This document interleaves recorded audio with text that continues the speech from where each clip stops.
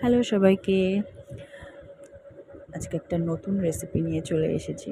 ডিম দিয়ে বাঁধাকপি। দেখো, আজকে বড়মশাইকে দিয়ে কাজ করিয়েছি।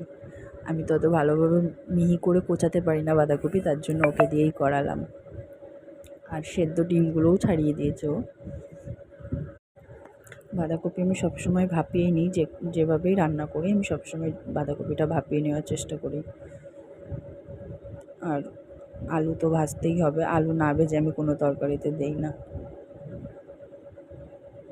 দেখো, ফোড়ন দিলাম তেজপাতা, জিরে, শুকনো লঙ্কা। তারপরে নর্মালি যেমন দিই পেঁয়াজ, টমেটো, আদা, রসুন। তারপরে সব মশলা দিয়ে কষিয়ে নিলাম, নিয়ে আলু দিয়ে ভালো করে কষিয়ে নেব। তারপরে ভাপানো বাঁধাকপিটা দিয়ে খানিক নেড়ে চড়ে তারপরে ভাজা ডিমগুলো দেবো।